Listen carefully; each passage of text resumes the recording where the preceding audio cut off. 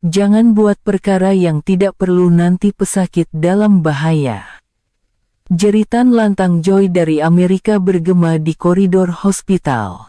Namun, tidak lama kemudian, seorang lelaki Jepun yang berdiri tenang di sudut bilik kecemasan berkata dengan suara yang terkawal, "Jika obat itu diberikan sekarang, pesakit akan mati." Dan tepat 10 menit kemudian, seluruh bilik kecemasan berubah sepenuhnya. Kini saya akan menceritakan kepada Anda kisah yang menakjubkan tentang bagaimana semua kaki tangan perubatan terpaksa menundukkan kepala mereka di hadapan lelaki Jepun yang sebelum ini diabaikan itu. Seorang lelaki Malaysia berusia 30 tahun bernama Kamal Tan sedang menaip di papan kekunci komputer di pejabat tingkat 2 Hospital St. Mary. Di atas mejanya bertimbun dokumen yang syarat dengan data pesakit, dan skrin monitornya berkelip-kelip dengan deretan nomor dan graf yang tidak berkesudahan. Kaki tangan di sekelilingnya hanya menganggapnya sebagai seorang kontraktor dari Asia yang sekadar memasukkan data. Tidak. Lebih tepat lagi, mereka menganggapnya seperti tidak wujud. Apabila tiba waktu rehat tengah hari, kaki tangan hospital berkumpul berdua-dua dan bertiga-tiga menuju ke kafeteria, tetapi Kamal tetap duduk di tempatnya, menikmati hidangan ringkas dengan hanya satu salad. Beberapa juru rawat yang lalu di hadapannya kedengaran berbisik-bisik, "Siapa lelaki Malaysia tuh? Dia asyik duduk pandang komputer saja setiap hari." Dia pun jarang bercakap, nampak macam kesunyian. Setiap kali mendengar bisikan seperti itu, hati kecil Kamal terasa perit, namun dia hanya diam, dan terus menumpukan perhatian kepada kerjanya. Pada jam 3 petang, mesyuarat tetap Jabatan Perubatan Kecemasan bermula. Di bilik mesyuarat yang dihadiri oleh doktor residen, juru rawat shift malam, dan wakil dari setiap jabatan, laporan mengenai keadaan operasi bilik kecemasan minggu lepas sedang dibentangkan.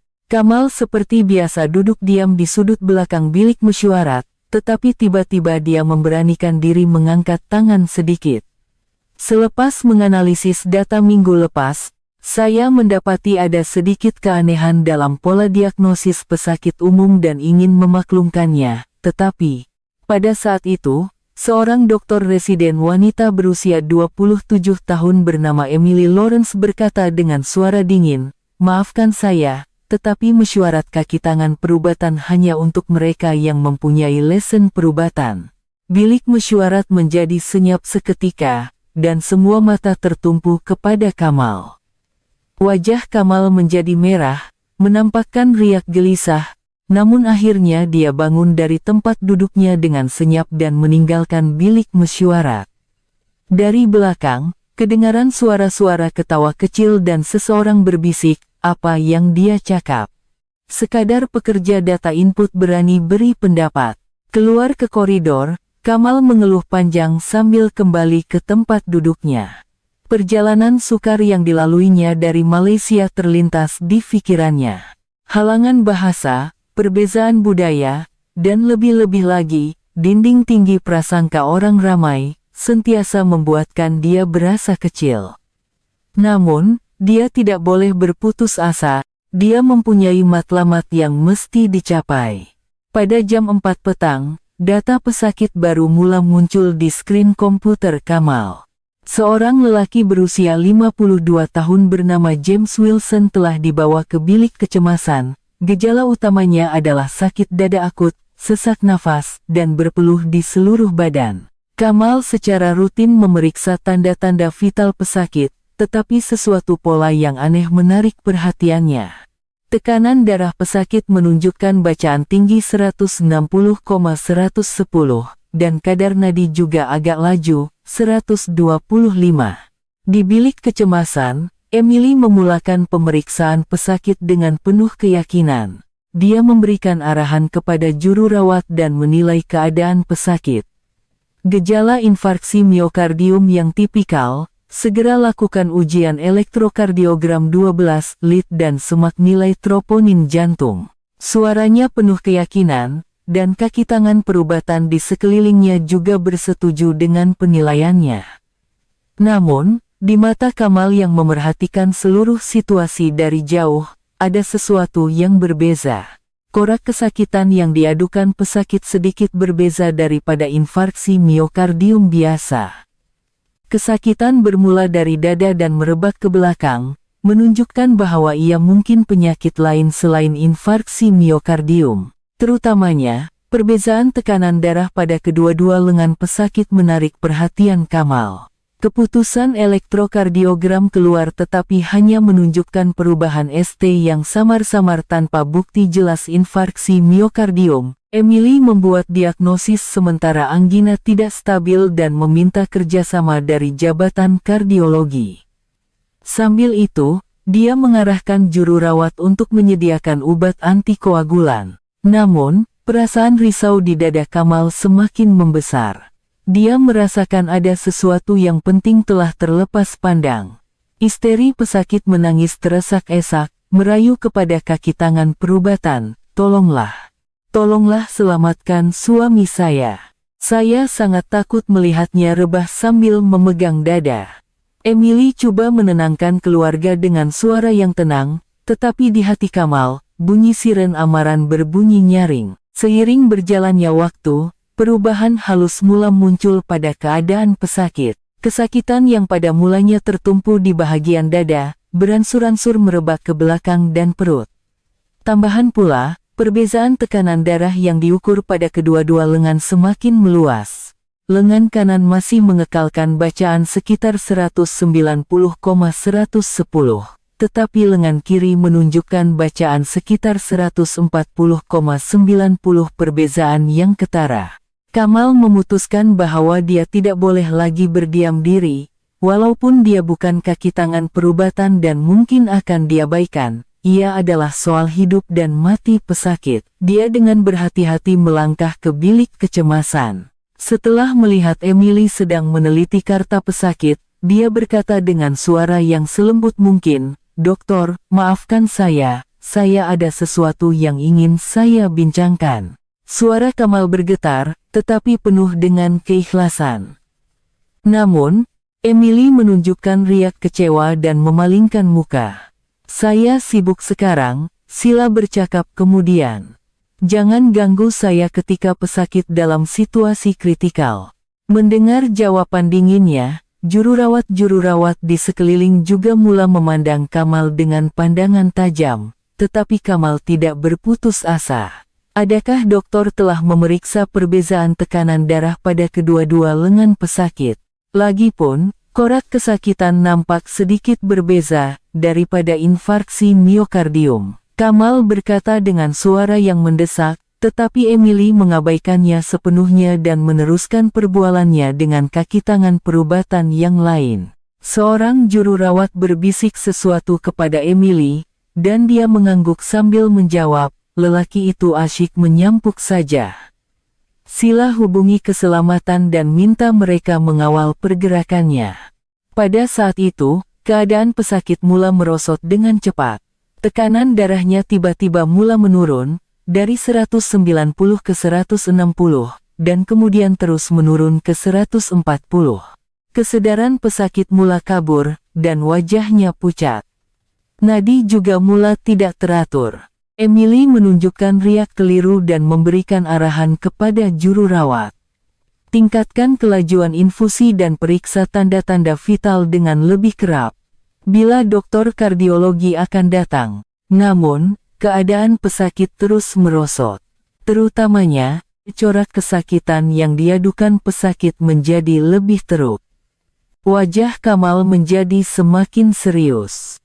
Di dalam pikirannya, pelbagai pengetahuan perubatan disusun dengan pantas.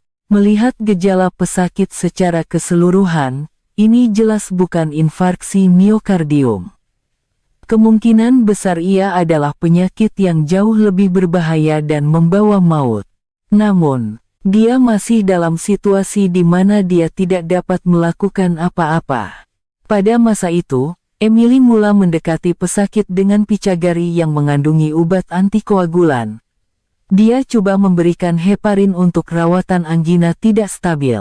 Tetapi jika siak wasangka Kamal benar, Obat ini mungkin membawa akibat yang fatal kepada pesakit. Kamal tidak dapat menahan diri lagi.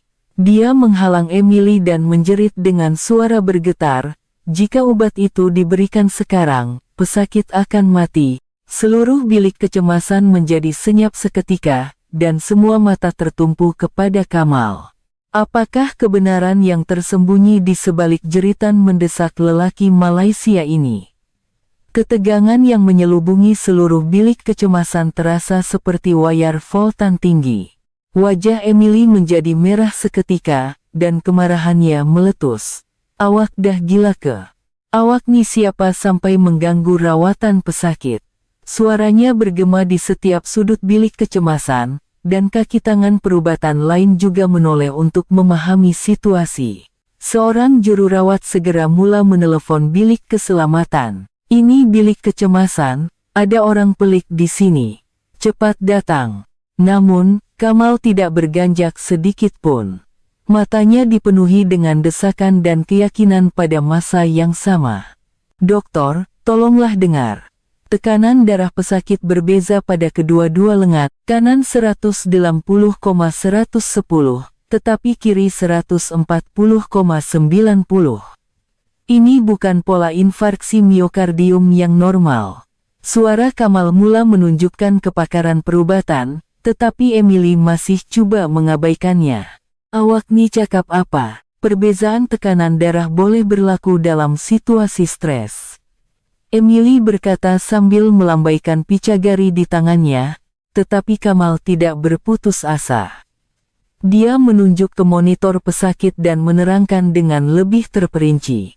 "Lihatlah. Korak kesakitan yang diadukan pesakit bermula dari dada dan merebak ke belakang seolah-olah terkoyak. Ini adalah gejala tipikal aorta diseksi." Aorta diseksi. Wajah Emily menunjukkan riak terkejut seketika. Namun, dia segera kembali dengan ekspresi dingin dan berkata, "Apa yang awak tahu sampai buat diagnosis macam tuh? Ini bukan taman permainan, ini bilik kecemasan." Pada saat itu, dua orang anggota keselamatan masuk ke bilik kecemasan dan seorang juru rawat memberi isyarat kepada mereka. "Lelaki Asia tuh. Dia mengganggu rawatan pesakit." Anggota keselamatan mula mendekati Kamal, tetapi pada saat itu juga, keadaan pesakit berubah dengan drastik. Bunyi amaran bip-bip-bip mula berbunyi di monitor. Tekanan darah pesakit tiba-tiba jatuh dari 140 ke 110, dan nadi juga mula tidak teratur. Pesakit mengerang kesakitan dan memegang belakangnya. Sakit. Belakang rasa terkoyak. Macam ada yang meletup, wajah Emily mula pucat. Situasinya tidak berjalan seperti yang dijangka. Tingkatkan kelajuan infusi ke maksimum dan tingkatkan kepekatan oksigen. Dia memberikan arahan kepada juru rawat, tetapi keadaan pesakit terus merosot. Tekanan darah kini jatuh ke 100,60, dan kesedaran pesakit juga mula kabur. Kamal mengabaikan anggota keselamatan yang coba menahannya dan mendekati pesakit. Kemudian dia mengeluarkan penlight kecil dan mula memeriksa tindak balas anak mata pesakit. Seorang juru rawat menjerit, "Apa yang awak buat? Jangan sentuh pesakit." Namun, Kamal dengan tenang meneruskan pemeriksaan, dan segera wajahnya menjadi lebih serius. Tindak balas anak mata tidak simetri. Ini bermakna ada masalah dalam bekalan darah. Kamal berkata kepada Emily, tetapi dia masih menunjukkan riak ragu-ragu. "Awak ni sebenarnya siapa? Macam mana awak tahu semua ni?" Suara Emily mula bergetar buat kali pertama. Kamal menarik nafas dalam-dalam, dan berkata dengan suara yang tenang tetapi penuh keyakinan, "Aorta diseksi jenis A meningkatkan kadar kematian sebanyak 1 hingga 2% setiap jam. Kadar kematian dalam 24 jam adalah 30 hingga 50%, dan dalam 48 jam mencapai 80%. Kita perlu segera melakukan CT angiografi." Kata-katanya dipenuhi dengan ketepatan perubatan dan desakan pada masa yang sama. Kaki tangan perubatan lain di bilik kecemasan juga mulai menumpukan perhatian kepada situasi itu. Seorang dokter residen berbisik kepada Emily, "Saya rasa apa yang dia cakap mungkin betul. Keadaan pesakit memang pelik, namun, Emily masih tidak mau mengalah dengan keegoannya. Takkanlah saya nak percaya cakap orang macam dia, ada bukti ke dia nih doktor." Pada saat itu, istri pesakit mula menangis teresak-esak. "Abang, bangunlah, tolonglah, buka mata." Kesadaran pesakit semakin kabur, dan tanda-tanda vitalnya terus merosot. Tekanan darah kini jatuh ke 90,50, dan nadi berdenyut lemah. Kamal sekali lagi berkata dengan suara yang mendesak, "Tolonglah, percayalah. Jika obat antikoagulan diberikan sekarang, pendarahan akan menjadi lebih teruk dan pesakit mungkin akan benar-benar dalam bahaya. Sebaliknya, jika kita melakukan imbasan CT terlebih dahulu, kita akan segera tahu sama ada saya salah atau betul." Tiada lagi ketakutan dalam suaranya, hanya desakan untuk menyelamatkan pesakit. Tangan Emily yang memegang picagari mula bergetar. Keadaan pesakit terlalu berbeza daripada yang dijangkakannya. Tambahan pula, pengetahuan perubatan yang dikatakan Kamal kelihatan agak tepat. Dia teragak-agak seketika kemudian berkata kepada juru rawat, "Tunggu sebentar, hubungi bilik CT dan tanya sama ada imbasan kecemasan boleh dilakukan." Namun, jabatan radiologi menjawab bahwa mereka sedang mengimbas pesakit kecemasan lain dan perlu menunggu kira-kira 30 menit. Wajah Emily menjadi lebih muram. 30 menit mungkin sudah terlambat. Kamal berkata dengan berhati-hati, "Bagaimana jika kita menggunakan ultrasound muda alih untuk memeriksa keadaan aorta abdomen sahaja? Walaupun bukan diagnosis lengkap, kita mungkin boleh mengesyaki tahap diseksi." Pada masa itu, Ketua Jabatan Perubatan Kecemasan, Dr. Wilson, masuk ke bilik kecemasan. "Ada apa nih? Kenapa bising sangat?" Apabila Emily menerangkan situasi secara ringkas, Dr. Wilson mula memeriksa keadaan pesakit secara langsung. Wajahnya juga menjadi serius setelah melihat tanda-tanda vital dan gejala pesakit. Peliknya, nampak jelas seperti infarksi miokardium, tetapi tindak balas pesakit tidak seperti yang dijangka. "Doktor," Wilson bergumam, dan Kamal mendekat dengan berhati-hati. "Maafkan saya, bagaimana jika kita mempertimbangkan kemungkinan aorta diseksi, perbezaan tekanan darah pada kedua-dua lengan juga ketara, dan corak kesakitan menunjukkan pola diseksi yang tipikal." Dr. Wilson memandang Kamal dengan lebih teliti. "Awak ni siapa? Awak kaki tangan perubatan ke?" Kamal teragak-agak seketika kemudian menjawab, "Saya bertanggung jawab menganalisis data klinikal di hospital ini." Jawabannya bukan pembohongan sepenuhnya, tetapi dia masih menyembunyikan identitas sebenarnya. Dr. Wilson memeriksa pesakit sekali lagi dengan lebih terperinci.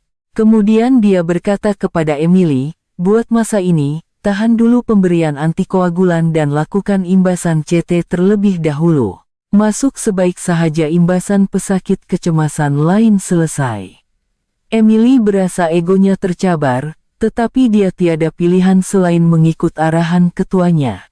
Dalam masa 20 menit, pesakit telah dipindahkan ke bilik CT. Kamal menunggu hasilnya di koridor dengan perasaan cemas. Emily juga menunjukkan riak wajah tegang, mundar-mandir di hadapan bilik CT. Jika kata-kata Kamal benar, dia hampir membahayakan pesakit. Dan jika dia salah, dia telah membazirkan masa berharga kerana lelaki Asia yang pelik itu.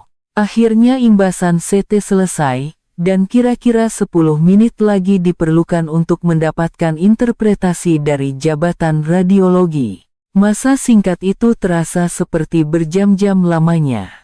Karena ia adalah saat penting yang melibatkan nyawa pesakit. Sama ada diagnosis Kamal betul, atau penilaian awal Emily yang tepat, semuanya akan terungkai tidak lama lagi. Telepon berdering dari bilik interpretasi radiologi. Ia adalah panggilan telepon dalaman Kejabatan Perubatan Kecemasan. Sebaik sahaja Dr. Wilson menjawab, suara di hujung talian kedengaran tegang. Ketua Jabatan, keputusan pesakit James Wilson yang baru diimbas telah keluar, dan ini sangat serius. Aorta diseksi jenis A telah disahkan. Kita perlu segera menghubungi Jabatan Kardiologi untuk panggilan kecemasan dan menyediakan bilik pembedahan. Wajah Dr. Wilson menjadi kaku seketika. Apa? Benarkah aorta diseksi? Apabila dia mengesahkan sekali lagi, dokter radiologi menjawab dengan tegas, ya, tidak ada keraguan. Diseksi yang bermula dari aorta toraks telah merebak hingga ke abdomen. Pada tahap ini, kemungkinan untuk hidup tanpa pembedahan hampir tiada. Seluruh bilik kecemasan tiba-tiba diselubungi kekecohan, juru rawat bergerak pantas, mula menghubungi bilik pembedahan, dan situasi kecemasan itu juga disampaikan kepada Jabatan Kardiologi. Emily berdiri kaku di tempatnya, menunjukkan riak tidak percaya. Benarkah? Aorta diseksi, suaranya bergetar. Pada saat ini, semua mata tertumpu kepada Kamal. Kaki tangan perubatan di bilik kecemasan tertanya-tanya bagaimana lelaki Malaysia yang pendiam ini dapat membuat diagnosis yang tepat lebih awal daripada mereka. Seorang juru rawat berbisik perlahan, dia memang hebat, dia dapat kesan apa yang kita semua terlepas pandang. Dr. Wilson mendekati Kamal dan bertanya dengan riak serius, saya dengar awak yang mula-mula mengesyaki aorta diseksi. Bagaimana awak boleh tahu dengan begitu tepat? Awak ada latar belakang perubatan ke? Kamal teragak-agak seketika kemudian menjawab dengan berhati-hati, saya banyak mengendalikan data pesakit, jadi saya dapat melihat pola. Namun, Emily masih menunjukkan riak ragu-ragu. Mungkinkah diagnosis klinikal seperti itu boleh dibuat hanya dengan analisis data? Perbezaan tekanan darah pada lengan atau pemeriksaan tindak balas anak mata adalah bahagian yang sukar diketahui tanpa pendidikan perubatan. Suaranya masih bercampur dengan rasa tidak percaya terhadap Kamal. Pada masa itu, Profesor Bedah Kardiologi, Dr. Thompson, bergegas masuk ke bilik kecemasan. Mana pesakit? Pesakit aorta diseksi. Dengan kedatangannya, suasana di bilik kecemasan menjadi lebih tegang. Pesakit sudah dipindahkan ke bilik pembedahan, dan keluarga juga telah mengikutinya. Dr. Thompson dengan pantas meneliti carta pesakit dan mengangguk, diagnosis yang tepat. Siapa yang mula-mula mengesyaki diseksi? Case seperti ini sangat sukar untuk diagnosis awal, tetapi penilaiannya memang sangat tajam. Jika sedikit pun lambat, pesakit mungkin dalam bahaya.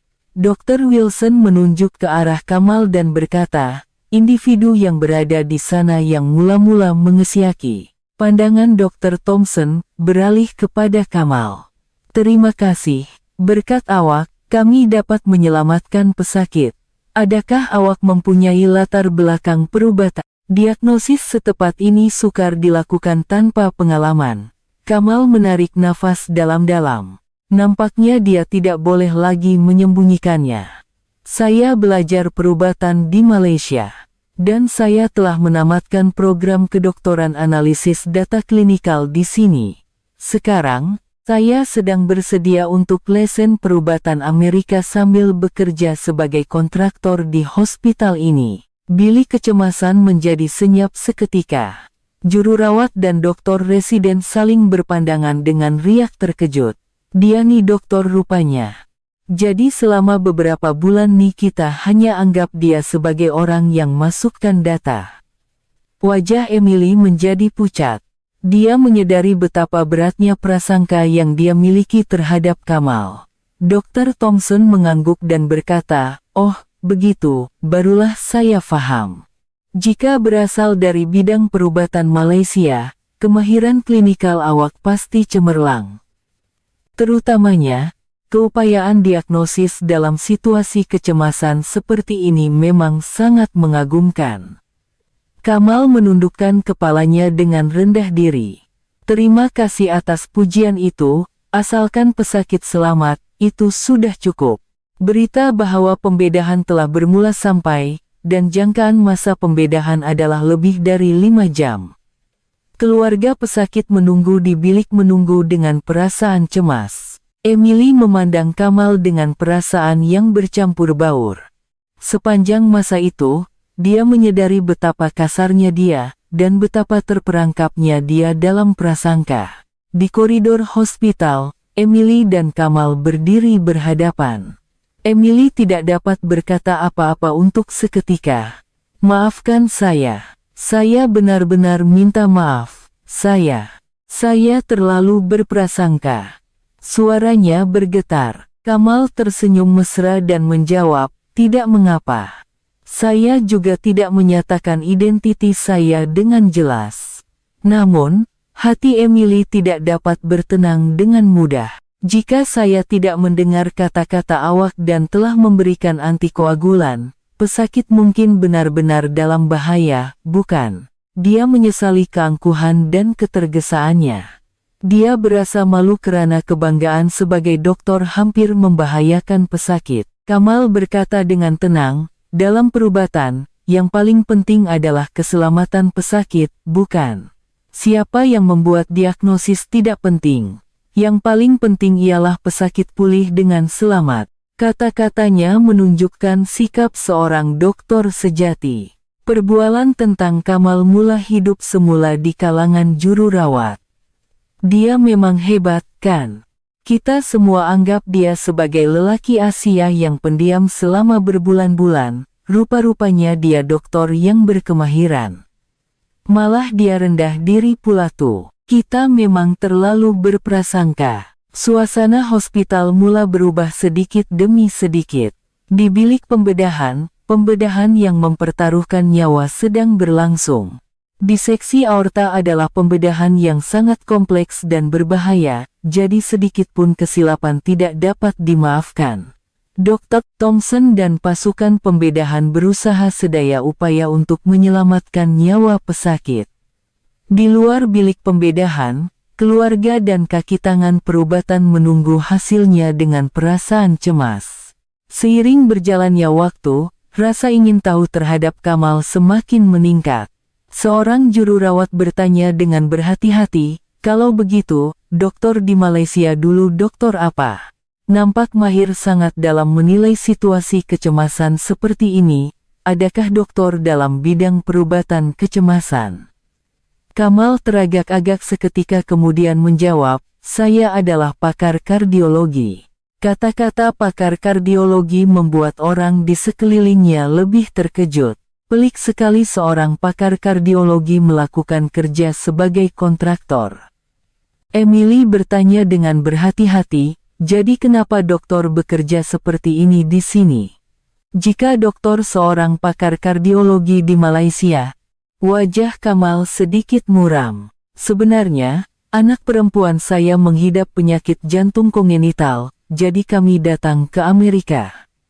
Suara Kamal menjadi perlahan. Kes ini sukar dirawat di Malaysia, jadi saya melakukan kerja ini untuk mencari nafkah sementara menunggu untuk mendapatkan lesen perubatan Amerika. Semua orang yang mendengar kata-katanya terdiam. Hati Emily sebak.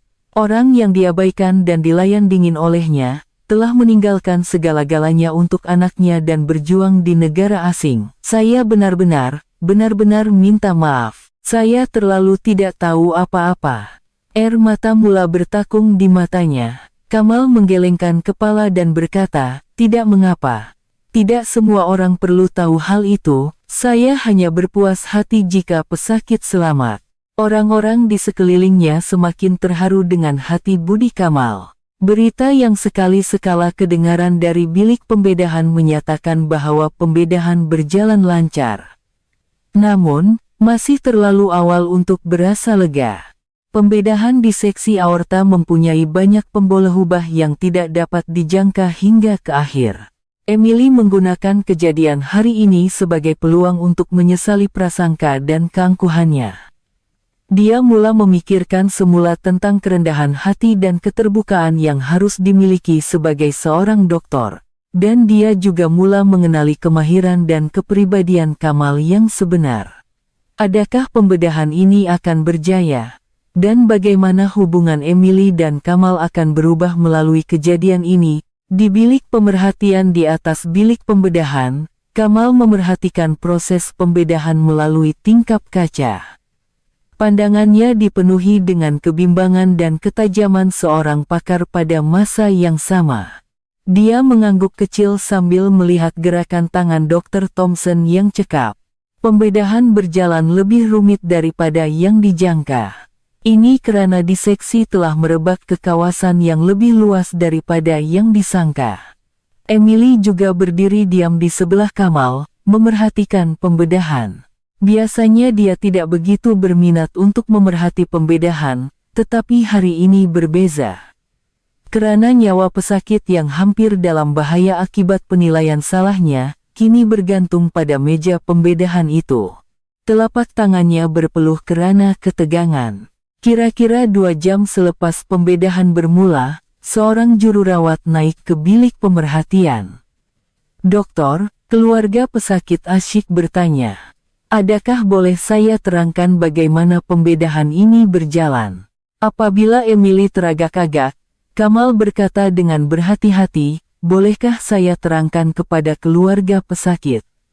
Saya rasa saya boleh terangkan dengan lebih terperinci mengenai pembedahan kardiologi." Di bilik menunggu, istri pesakit dan anak lelakinya yang kelihatan seperti pelajar sekolah menengah, duduk dengan riak cemas. Apabila Kamal mendekat, istri pesakit segera berdiri. "Dokter, suami saya baik-baik saja ke. Saya betul-betul tak tahan dengan rasa takut nih." Kamal membawa kerusi dan duduk di sebelahnya. "Saya tahu awak sangat risau, tetapi pasukan perubatan terbaik sekarang sedang berusaha sedaya upaya untuk menjelaskan keadaan suami awak dengan tepat. Ada masalah pada aorta, yaitu salur darah terbesar dalam badan." Penjelasan Kamal tenang dan mudah difahami. Seolah-olah dia mempunyai pengalaman yang panjang berinteraksi dengan keluarga pesakit. Mujur ia dapat dikesan awal dan pembedahan dapat dilakukan, dan dokter yang melakukan pembedahan juga adalah yang terbaik dalam bidang ini. Anak lelaki pesakit bertanya dengan suara bergetar, "Ayah takkan mati, kan? Semalam saya gaduh dengan ayah, dan kata-kata terakhir saya adalah kata-kata yang marah." Kamal menggosok lembut kepala anak itu dan berkata, "Ayah kamu pasti tahu bahwa anaknya menyayanginya. Dan tidak lama lagi, kamu akan berpeluang untuk bercakap dengannya secara langsung apabila dia sadar." Emily memerhatikan kejadian ini dari jauh dan sekali lagi terharu. Melihat ketulusan Kamal dan keprihatinannya terhadap keluarga pesakit, dia menyadari betapa selama ini dia menilai orang berdasarkan luaran sahaja. Dia sekali lagi memikirkan tentang sikap sebenar yang harus dimiliki sebagai seorang dokter. Di bilik pembedahan, saat paling penting semakin hampir. Ia adalah proses penggantian aorta yang koyak dengan graf buatan. Dahi Dr. Thompson berkerut karena tumpuan dan peluh, dan seluruh pasukan pembedahan berada dalam suasana tegang. Sedikit pun kesilapan dalam proses ini boleh membahayakan nyawa pesakit. Kamal memerhatikan proses pembedahan dan tanpa disadari berbisikkan sedikit nasihat, "Jika dijahit 2 kali di situ, ia akan lebih selamat." Emily mendengar kata-kata itu dan menunjukkan riak terkejut.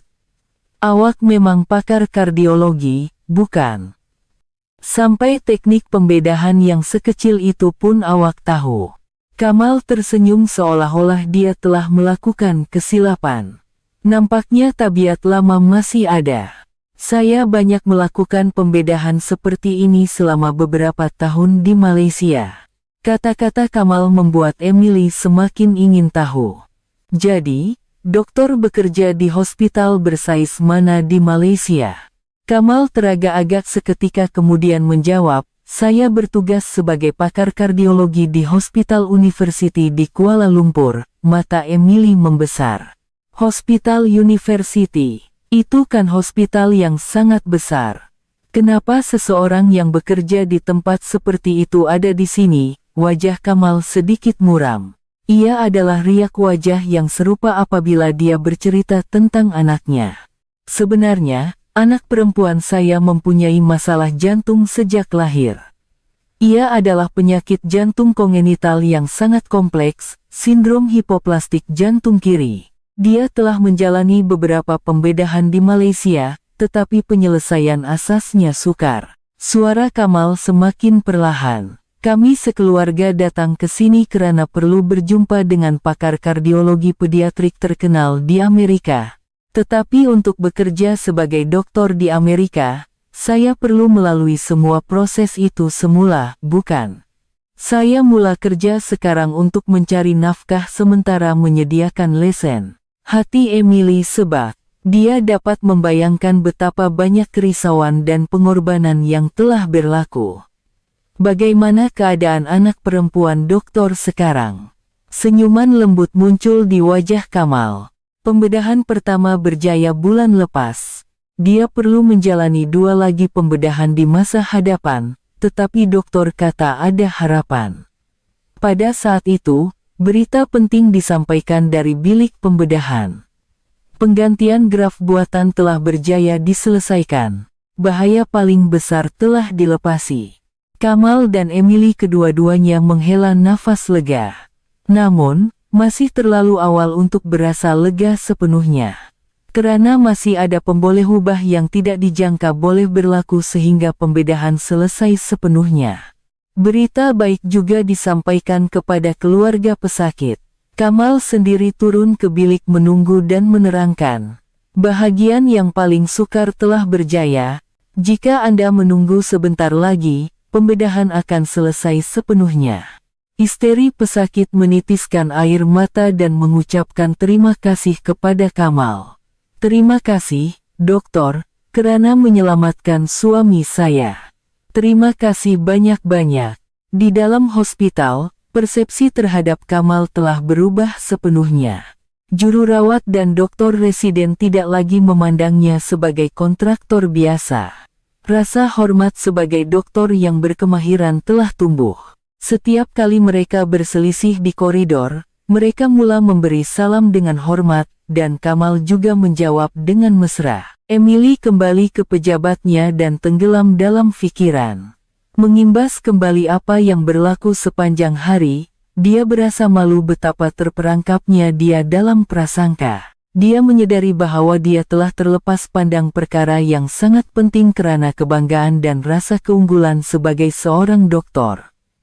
Lebih-lebih lagi, dia sangat kagum dengan kepribadian dan kemahiran Kamal, hati yang mengutamakan pesakit dalam situasi sukar, semangat pengorbanan untuk keluarga, dan sikap rendah diri. Emily tanpa disedari mula merasakan perasaan yang berbeza terhadap Kamal.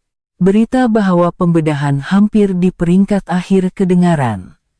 Mungkin akan selesai sedikit lebih awal daripada yang dijangka. Kamal sekali lagi naik ke bilik pemerhatian dan memerhatikan proses terakhir. Dia memberikan tepukan kecil sambil melihat proses akhir Dr. Thompson. Karena ia adalah pembedahan yang benar-benar hebat. Emily juga naik ke bilik pemerhatian, memang sangat bagus. Pesakit juga selamat, suaranya dipenuhi dengan rasa lega yang tulus. Kamal mengangguk sambil menjawab, lebih-lebih lagi, keluarga pasti gembira, terutama anak lelaki yang sangat sedih karena kata-kata terakhirnya dengan ayah. Mereka berdua melihat ke bawah ke bilik pembedahan dalam diam. Dalam kesunyian itu, persepsi baru terhadap satu sama lain telah terbentuk. Emily mula mengenali diri Kamal yang sebenar, dan Kamal juga dapat merasakan keinsafan tulus Emily. Bagaimanakah hubungan mereka berdua akan berkembang di masa hadapan? Pukul 1 pagi, pintu bilik pembedahan akhirnya terbuka. Semua mata tertumpu kepada Dr. Thompson yang keluar dengan pakaian pembedahan. Wajahnya menunjukkan kepenatan dan rasa lega pada masa yang sama. Pembedahan telah berjaya. Nyawa pesakit tidak akan ada masalah. Keluarga yang berada di bilik menunggu menangis teresak-esak, dan Emily juga merasakan satu sudut hatinya menjadi hangat. Istri pesakit bergegas ke Dr. Thompson sambil mengucapkan terima kasih, tetapi dia menggelengkan kepala dan menunjuk ke arah Kamal.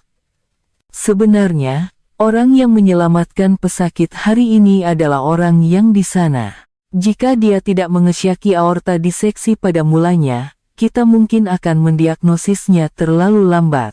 Sila ucapkan terima kasih kepadanya. Kamal membuat Riak terkejut dan melambai tangannya. Tidak, ini semua berkat profesor yang berjaya melakukan pembedahan. Saya hanya... Namun, istri pesakit mendekati Kamal dan tunduk hormat. Jika tiada dokter, suami saya akan mati. Terima kasih banyak-banyak. Saya tidak akan lupakan budi baik dokter seumur hidup saya. Hati Kamal tersentuh dengan rasa terima kasih yang tulus itu. Anak lelaki pesakit juga mendekati Kamal dan berkata dengan suara perlahan, "Dokter, jika ayah bangun, saya akan minta maaf dulu. Batalkan semua kata-kata marah semalam." Kamal mengusap lembut kepala anak itu sambil tersenyum. Ayah kamu akan memahami sepenuhnya hati anaknya. Jangan risau. Koridor hospital beransur-ansur lengang dan senyap. Pembedahan telah selesai, pesakit dipindahkan ke unit rawatan rapi, dan keluarga juga dapat pulang sebentar. Emily berjalan bersama Kamal ke arah lobi hospital sambil bercakap. Memang penat sangat hari ini. Dokter pasti tegang sepanjang hari. Kamal menggelengkan kepala dan menjawab, tidak, sebaliknya ia adalah hari yang bermakna. Saya sangat gembira karena pesakit selamat. Emily memandang profil Kamal dan merasakan perasaan yang aneh. Lelaki ini benar-benar berpuas hati hanya dengan menyelamatkan seorang pesakit. Tiada sedikit pun keinginan untuk kemuliaan atau pengiktirafan. Kafeteria hospital hampir kosong pada waktu itu, tetapi mesin layan diri dan minuman ringan boleh dibeli. Emily bertanya dengan berhati-hati, "Nak minum kopi?" "Dokter pasti sangat penat hari ini, saya cuma ingin menunjukkan sedikit rasa terima kasih." Kamal teragak-agak seketika kemudian mengangguk. "Kalau begitu, terima kasih." Mereka berdua mengambil kopi dari mesin layan diri dan duduk berhadapan di salah satu meja kafeteria.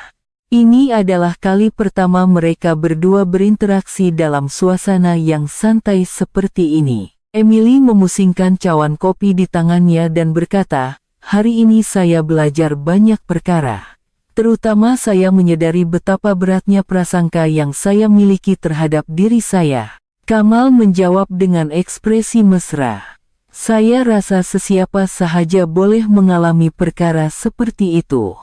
Saya juga sering disalah faham karena perbezaan budaya ketika saya mula-mula datang ke sini. Yang penting adalah usaha untuk memahami satu sama lain." Emily sekali lagi terharu dengan hati budi Kamal. "By the way, ada sesuatu yang sangat saya ingin tahu." Emily bertanya dengan berhati-hati.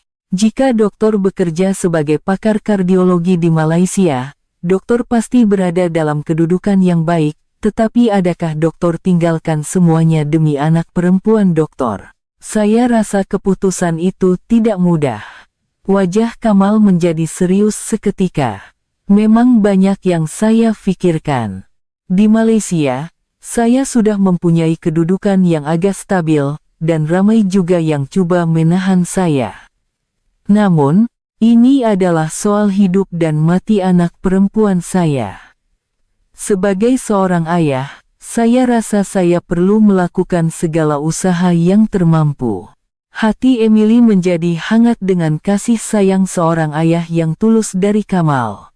Dia merasakan betapa hebatnya seseorang yang sanggup mengorbankan segalanya demi keluarganya. "Berapa umur anak perempuan dokter sekarang?" Senyuman lembut terukir di wajah Kamal. "Sudah 5 tahun. Dia memang anak yang sangat bijak dan ceria." Melihat Kamal mengeluarkan telepon bimbitnya dan menunjukkan gambar anaknya, Emily melihat seorang ayah sejati. Komelnya, matanya mirip doktor. Kamal ketawa dan menjawab, "Istri saya," kata perangai dia mirip saya. Keras kepala dan tabah, dia pun selalu buat juru rawat di Hospital Risau. Perbualan mereka berdua berlanjutan secara semula jadi. Tentang cabaran sebagai kaki tangan perubatan, kasih sayang terhadap keluarga, dan juga impian. Emily merasakan ketenangan yang belum pernah dirasai sebelum ini ketika bercakap dengan Kamal. Dia menyadari bahwa di sebalik penampilannya yang pendiam, terdapat pemikiran yang mendalam dan hati yang hangat. "Saya juga ada sebab mengapa saya menjadi doktor." Emily mula menceritakan kisahnya. "Apabila saya masih kecil, datuk saya meninggal dunia secara tiba-tiba, dan pada masa itu saya melihat kaki tangan perubatan di bilik kecemasan berusaha sedaya upaya. Pemandangan itu sangat mengagumkan. Saya menyadari betapa mulianya kerja menyelamatkan nyawa. Namun, apabila dia benar-benar menjadi doktor, dia sering berdepan dengan realiti yang sukar." Suara Emily menjadi perlahan.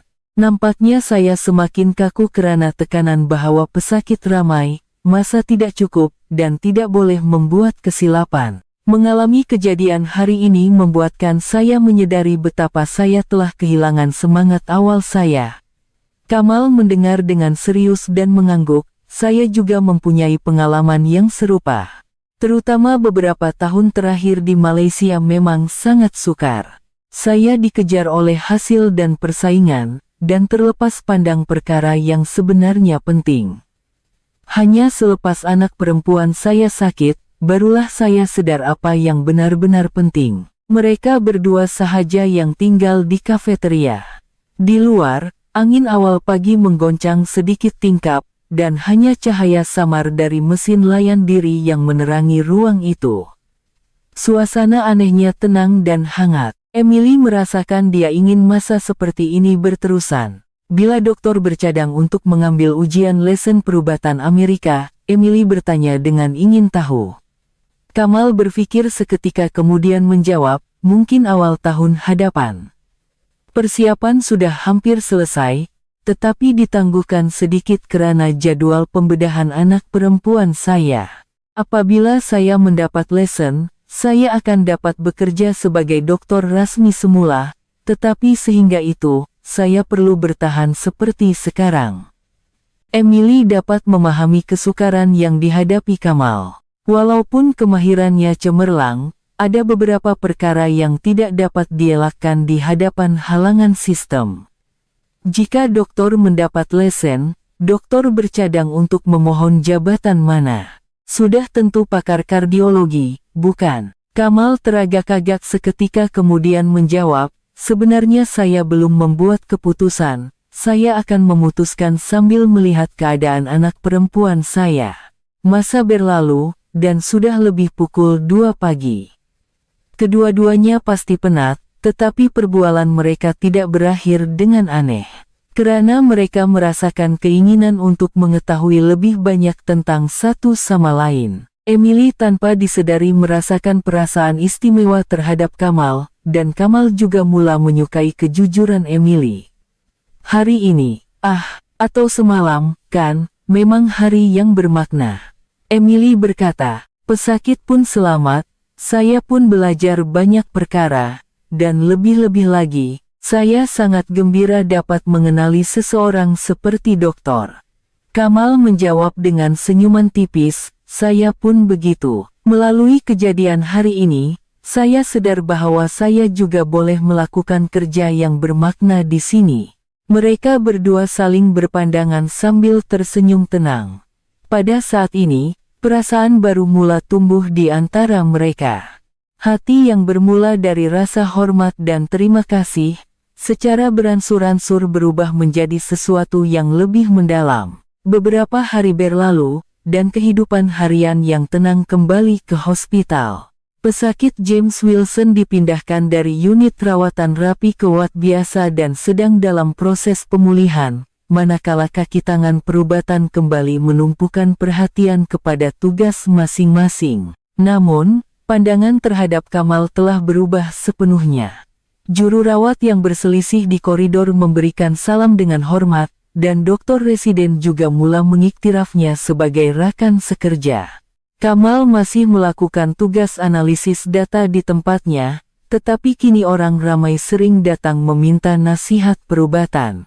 Terutama apabila kes-kes samar-samar timbul di bilik kecemasan, mereka semakin kerap meminta pendapatnya secara tidak rasmi.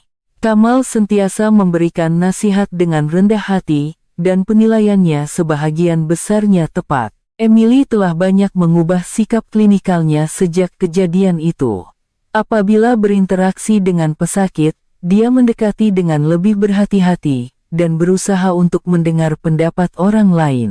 Lebih-lebih lagi, dia sering mendapati dirinya merasakan degupan jantung yang aneh setiap kali berselisih dengan Kamal. Kerana perbualan yang mereka lakukan di kafeteria pada malam itu sering terlintas di pikirannya. Pada petang Khamis, seorang lagi pesakit sakit dada dibawa ke bilik kecemasan. Ia adalah seorang pesakit wanita berusia 60-an, dan gejalanya kelihatan serupa dengan James Wilson. Kali ini Emily tidak membuat keputusan tergesa-gesa dan meminta nasihat Kamal.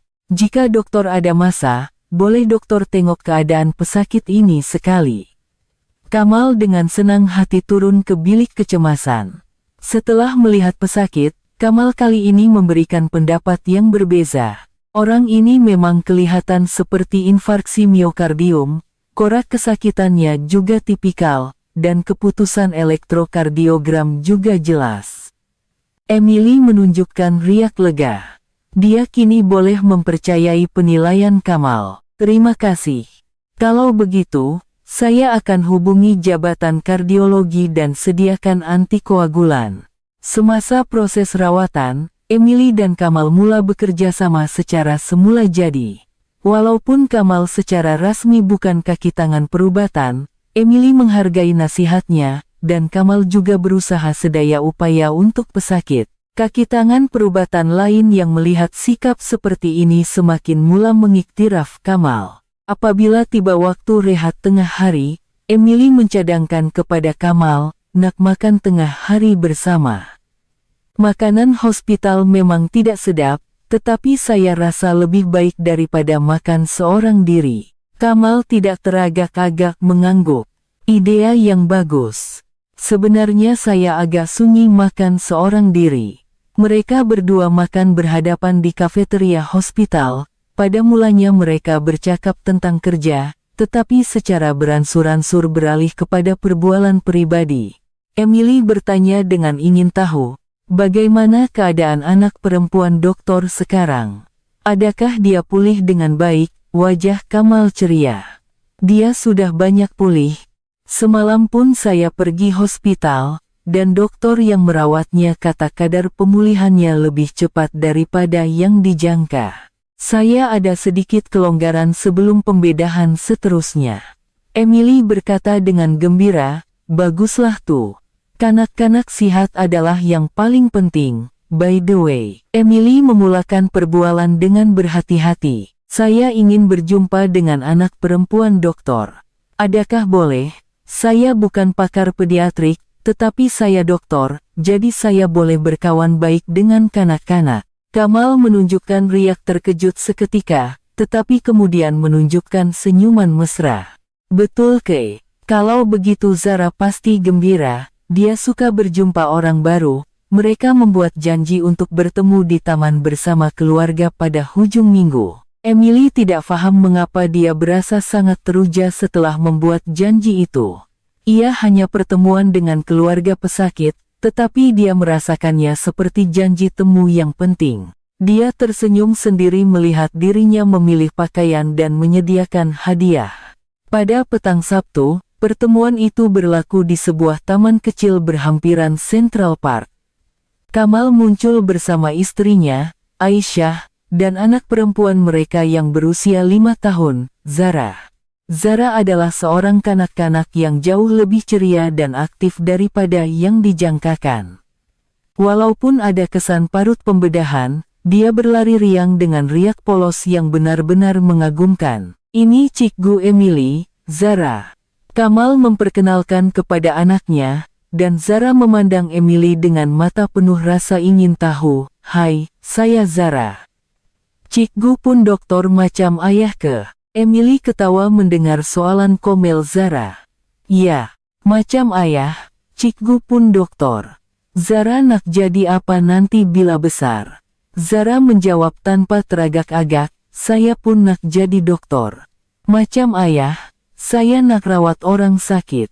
Tapi pembedahan jantung menakutkan, jadi saya nak buat benda lain. Emily terharu dengan hati suci Zara. Wah, impian yang sangat indah. Awak pasti akan jadi doktor yang hebat nanti. Aisyah juga mengucapkan terima kasih kepada Emily, saya dengar dari suami saya. Berkat Cikgu Emily, dia kini lebih diiktiraf di hospital. Terima kasih banyak-banyak. Emily melambaikan tangan dan menjawab, tidak, sebaliknya saya yang banyak belajar dari doktor. Dia memang orang yang sangat dihormati. Sambil memerhatikan kanak-kanak bermain, keempat-empat mereka duduk di bangku dan berbual. Aisyah menceritakan tentang kehidupan di Malaysia dan bagaimana mereka datang ke Amerika, dan Emily menceritakan tentang cabaran sebagai seorang doktor. Masa berlalu dengan cepat dalam suasana yang semula jadi dan santai. Apabila matahari terbenam, Zara mendekati Emily dan berkata dengan suara perlahan, Cikgu Emily, ayah saya orang yang baik, kan? Hati Emily menjadi hangat dengan soalan polos Zara. Ya, memang betul. Zara, ayah kamu adalah orang yang sangat boleh dibanggakan. Zara mengangguk dengan riak puas. Dalam perjalanan pulang, Kamal dan Emily mempunyai masa berdua sebentar. Ia berlaku ketika Aisyah dan Zara sudah masuk ke dalam kereta terlebih dahulu. Hari ini saya sangat gembira. Emily berkata. Zara pun sangat komel dan istri doktor pun orang yang sangat baik. Saya dapat rasakan bahwa doktor mempunyai keluarga yang sangat hangat. Kamal mengangguk sambil menjawab, keluarga kami pun sangat gembira dapat berjumpa Cikgu Emily. Zara pasti akan asyik bercerita pasal Cikgu Emily. Mereka berdua saling berpandangan sambil tersenyum. Pada saat itu, perasaan istimewa yang tidak dapat diungkapkan dengan kata-kata mengalir di antara mereka. Pada hari Isnin, apabila mereka bertemu semula di hospital, suasana di antara mereka menjadi lebih semula jadi. Pertemuan hujung minggu telah mendalami lagi pemahaman mereka terhadap satu sama lain. Emily dapat mengesahkan bahwa Kamal bukan sahaja seorang doktor yang cemerlang, tetapi juga seorang suami dan ayah yang hebat.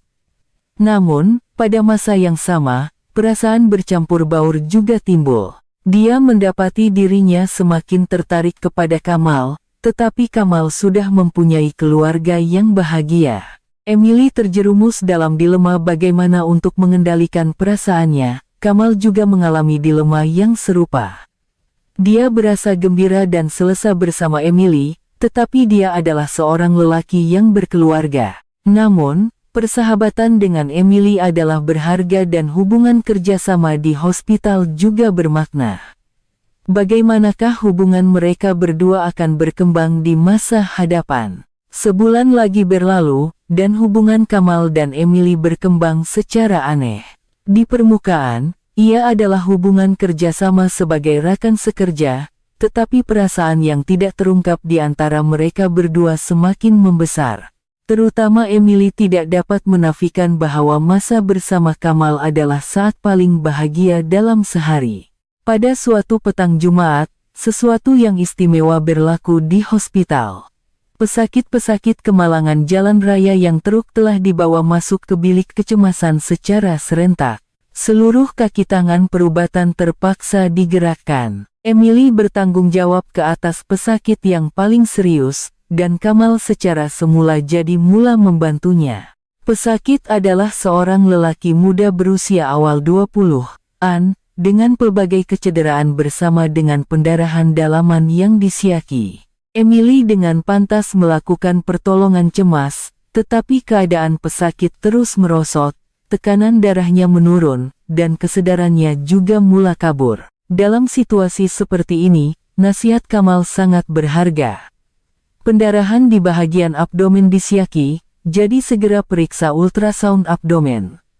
Kamal berkata dengan tenang. Emily segera mengikut arahannya. Hasil ultrasound mengesahkan pendarahan dalaman, dan pembedahan kecemasan diperlukan. Emily dan Kamal dengan kerjasama yang sempurna menstabilkan pesakit, kemudian menghantarnya ke bilik pembedahan. Setelah situasi kecemasan agak terkawal, mereka berdua duduk keletihan di bangku koridor. Memang penat sangat hari ini. Emily berkata, jika tiada dokter, pasti sangat sukar. Kamal menggelengkan kepala dan menjawab, Cikgu Emily membuat keputusan dan mengambil tindakan dengan begitu pantas, jadi saya tidak tahu sama ada saya banyak membantu atau tidak. Pada saat itu, Emily tiba-tiba memegang tangan Kamal. Saya benar-benar berterima kasih. Saya berasa lega karena dokter ada di sisi saya. Kamal merasakan degupan jantungnya berdegup laju dengan sentuhan hangat Emily, tetapi dia segera menarik tangannya dengan berhati-hati dan tersenyum. Itu sudah tentu, demi pesakit. Namun, sentuhan singkat pada saat itu meninggalkan kesan yang mendalam pada mereka berdua. Emily menyadari bahwa dia tidak boleh lagi menyembunyikan perasaannya, dan Kamal juga terpaksa mengakui bahwa perasaannya terhadap Emily melampaui rakan sekerja biasa. Beberapa hari kemudian, Emily memberanikan diri dan mencadangkan pertemuan pribadi kepada Kamal. Nak makan malam bersama di luar hospital. Bukan bincang hal kerja, cuma nak berbual santai. Kamal teragak-agak seketika tetapi akhirnya mengangguk. Sebenarnya, dia juga ingin meluangkan lebih banyak masa bersama Emily. Di sebuah restoran Italia yang tenang berhampiran hospital, mereka berdua duduk berhadapan. Ia adalah tempat yang mempunyai suasana yang baik dengan pencahayaan yang samar dan musik yang lembut. Pada mulanya, mereka berbual santai tentang kehidupan harian, tetapi perbualan pribadi semakin rancak. Emily menghirup wainnya dan memulakan perbualan dengan berhati-hati. Saya benar-benar belajar banyak perkara bekerja bersama dokter. Sebagai dokter pun ya, sebagai manusia pun ya. Kamal memandang ekspresi serius Emily dan merasakan ada sesuatu yang penting akan dibincangkan. Sebenarnya, ada sesuatu yang ingin saya akui. Suara Emily mula bergetar. Pada mulanya, ia hanya rasa hormat, tetapi perasaan yang berbeza semakin timbul. Saya berasa sangat selesa dan gembira apabila bersama dokter. Wajah Kamal menjadi kaku. Dia sudah menjangkakan situasi seperti ini akan berlaku, tetapi apabila berdepan dengannya, dia berasa terkejut. Cikgu Emily, Kamal memulakan perbualan dengan berhati-hati. Saya juga secara jujur mengatakan bahwa saya berasa gembira dan selesa apabila bersama Cikgu. Namun, saya ada keluarga, saya ada istri dan anak perempuan, dan saya sayangkan mereka. Air mata mula bertakung di mata Emily, tetapi dia mengangguk. Saya tahu. Saya tahu sejak awal lagi. Emily menjawab dengan suara perlahan. Itulah sebabnya ia lebih menyakitkan. Karena saya nampak betapa baiknya dokter sebagai suami dan ayah. Sikap seperti itulah yang lebih menarik. Tetapi terlalu sukar untuk menyembunyikan perasaan saya. Hati Kamal terasa sakit. Sambil menerima pengakuan tulus Emily, dia tidak dapat menafikan bahwa dia juga merasakan perasaan yang serupa. Namun, pada masa yang sama, rasa tanggung jawab dan rasa bersalah terhadap keluarganya membanjiri dirinya. Saya juga merasakan perasaan istimewa terhadap Cikgu. Tetapi itulah sebabnya saya rasa kita perlu lebih berhati-hati. Emily menyapu air matanya dan tersenyum paksa. Iya, betul, saya pun tahu itu, itulah sebabnya saya mengatakan ini, saya tidak mau membebankan dokter dengan menyembunyikan perasaan saya. Sekarang saya sudah meluahkannya, saya rasa sedikit lega. Tetapi secara realitinya, Apa yang boleh kita lakukan hanyalah hubungan rekan sekerja seperti sekarang. Kamal berkata dengan serius, saya tidak boleh mengkhianati keluarga saya. Saya datang sejauh ini untuk mereka, dan mereka adalah orang yang paling penting dalam hidup saya. Emily mengangguk dalam-dalam. Sudah tentu. Itulah sebabnya saya lebih menghormati dokter. Mereka berdua duduk dalam diam seketika. Mereka telah mengesahkan hati masing-masing, tetapi pada masa yang sama, mereka juga perlu menerima realiti bahwa mereka tidak dapat mengubah perasaan itu menjadi tindakan. Kesunyian itu sedih, tetapi matang. Kalau begitu, mari kita kekal sebagai rekan sekerja yang baik. Emily memulakan perbualan. Saya rasa kita boleh lebih selesa karena kita sudah tahu hati masing-masing, tiada yang berubah. Kita hanya lebih memahami satu sama lain. Kamal terharu dengan kematangan Emily. Ya, baiklah. Mari kita lakukan begitu. Kamal menjawab. Mari kita terus berusaha sedaya upaya untuk pesakit sebagai rekan sekerja yang baik. Dan apa yang kita bincangkan hari ini, mari kita rahasiakan. Emily mengangguk dengan senyuman tipis.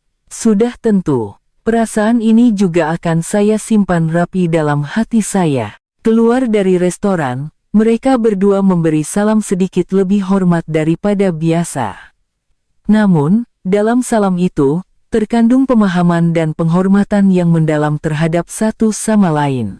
Emily memandang belakang Kamal, hatinya terasa sakit tetapi hangat. Ia adalah kali pertama dia tahu bahwa perasaan terhadap orang yang dicintai tetapi tidak dapat dimiliki adalah seperti ini.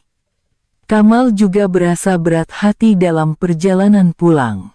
Dia mengakui perasaannya terhadap Emily, tetapi dia tidak dapat melepaskan kasih sayang dan tanggung jawab terhadap keluarganya. Namun, di tengah-tengah konflik ini, ada satu perkara yang pasti. Persahabatan dan semangat kerjasama dengan Emily akan menjadi lebih mendalam. Apabila tiba di rumah, Kamal mencium lembut dahi Zara yang sedang tidur. Kemudian dia berkata perlahan kepada istrinya, Aisyah, hari ini saya makan malam dengan Cikgu Emily. Dia orang yang sangat baik. Dan dia juga sangat membantu keluarga kita. Aisyah menjawab dengan senyuman tipis, baguslah dapat berjumpa orang seperti itu. Awak pun dapat rekan sekerja yang baik. Bagaimanakah hubungan mereka berdua akan berterusan di masa hadapan? Dan adakah mereka akan kekal sebagai rekan sekerja yang baik walaupun setelah mengetahui hati masing-masing? 3 bulan berlalu, dan musim sejuk tiba. Di luar tingkap hospital, salji pertama turun, mencipta pemandangan indah yang kontras dengan suasana hangat di dalam. Kamal dan Emily telah menjadi rekan sekerja yang lebih semula jadi dan selesa sejak pengakuan pada hari itu. Karena mereka tahu hati masing-masing, mereka dapat berinteraksi tanpa beban. Perubahan besar melanda Kamal. Dia akhirnya lulus ujian lesen perubatan Amerika. Ia adalah saat di mana usaha bertahun-tahun membuahkan hasil. Semua kaki tangan hospital yang mendengar berita kelulusannya mengucapkan tahniah dari lubuk hati. Terutama Emily, yang lebih gembira daripada sesiapapun dan menyampaikan ucapan tahniah. Tahniah, kini dokter boleh bekerja sebagai dokter rasmi. Suara Emily dipenuhi dengan kegembiraan yang tulus. Kamal tersenyum rendah diri dan menjawab, ini semua berkat bantuan semua orang. Terutama Cikgu Emily, saya benar-benar banyak belajar. Namun, di samping berita gembira, ada juga berita sedih. Kamal memutuskan untuk memohon sebagai dokter residen kardiologi di hospital lain. Ia adalah tempat di mana pasukan pediatrik yang melakukan pembedahan Zara berada. Dia ingin memulakan kerjanya semula dalam bidang kepakarannya sambil berada dekat dengan keluarganya. Apabila hari terakhir kerja semakin hampir, suasana hospital menjadi sedikit muram. Semua kaki tangan yang bekerja bersama Kamal berasa sedih atas pemergiannya. Juru rawat malah menyediakan majelis perpisahan kecil, dan kaki tangan perubatan juga datang seorang demi seorang untuk mengucapkan selamat tinggal. Emily memerhatikan semua itu dengan perasaan yang bercampur baur.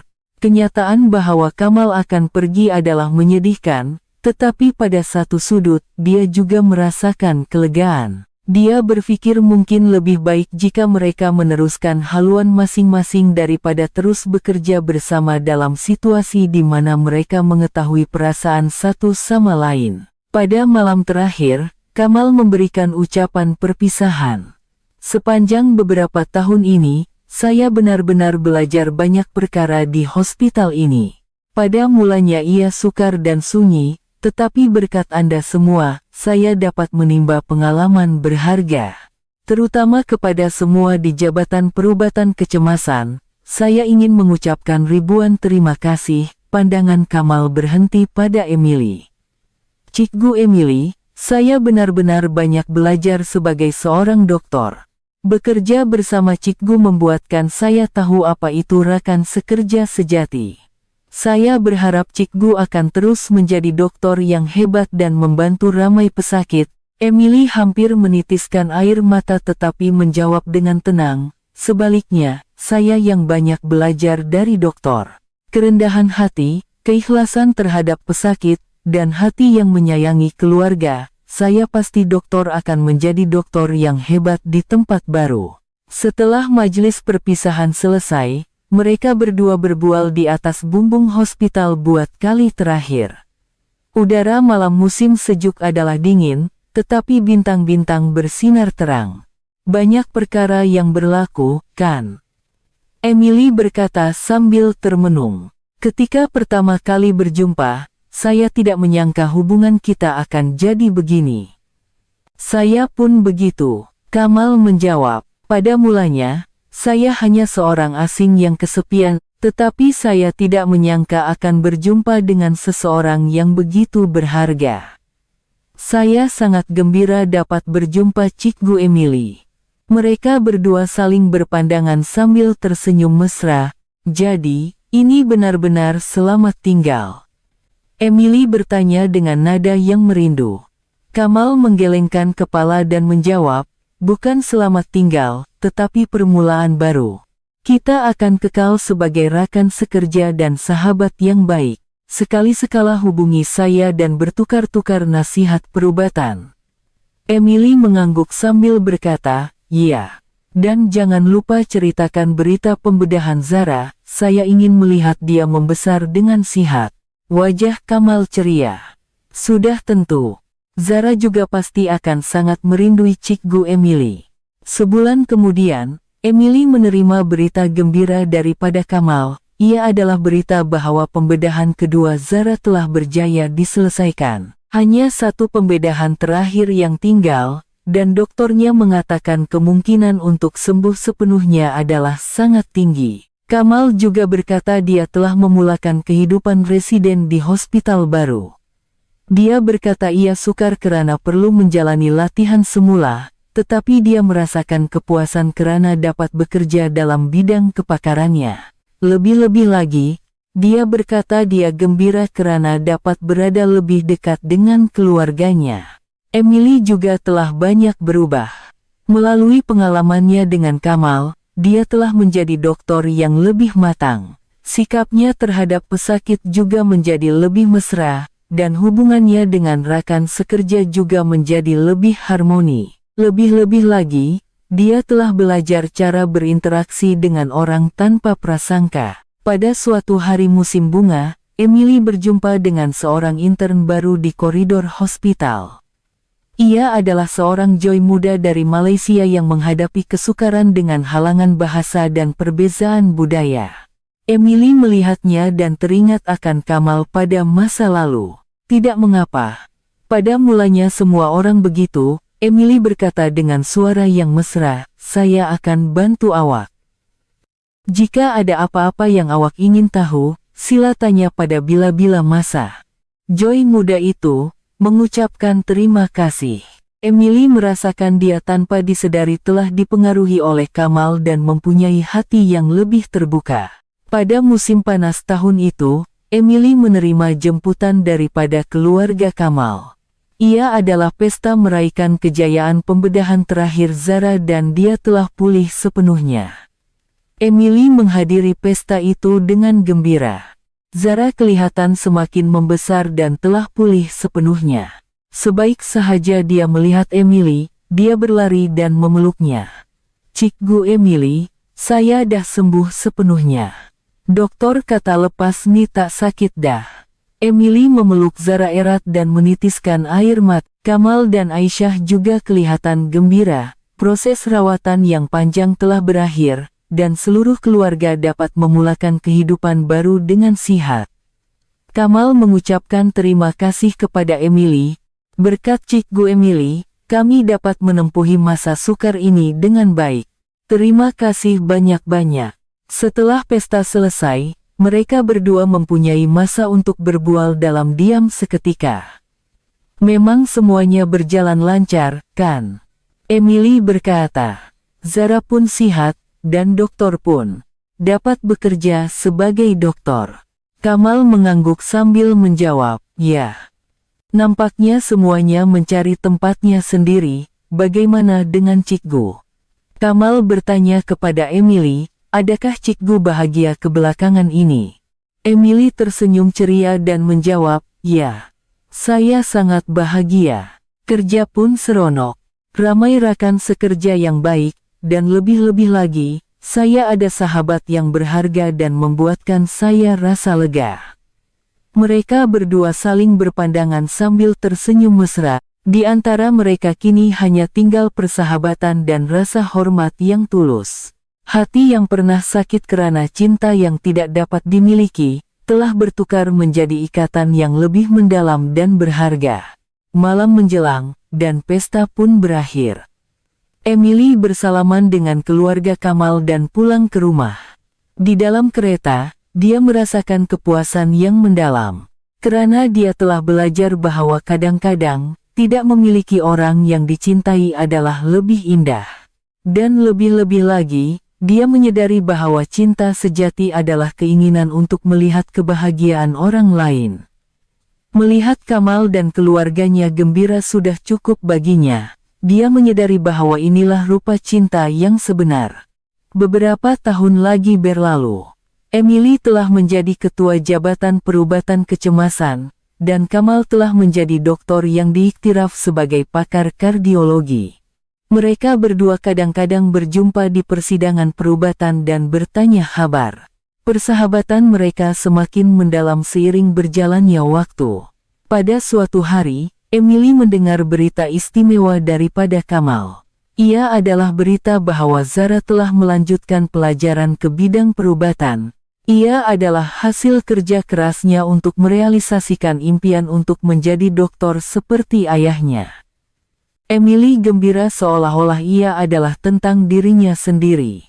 Dikatakan bahwa setiap ikatan yang kita temui dalam hidup mempunyai makna. Pertemuan Kamal dan Emily juga adalah ikatan istimewa seperti itu. Kisah indah yang mereka dapat simpan lebih berharga karena mereka saling mencintai tetapi tidak dapat memiliki. Kisah yang menunjukkan bahwa kadang-kadang, melepaskan adalah cinta yang lebih besar. Terima kasih kerana mendengar cerita panjang hari ini. Jika Anda melanggan saluran kami, Anda akan dapat melihat video baru setiap hari terlebih dahulu. Kekal sehat sentiasa, dan jumpa esok dalam mimpi. Terima kasih.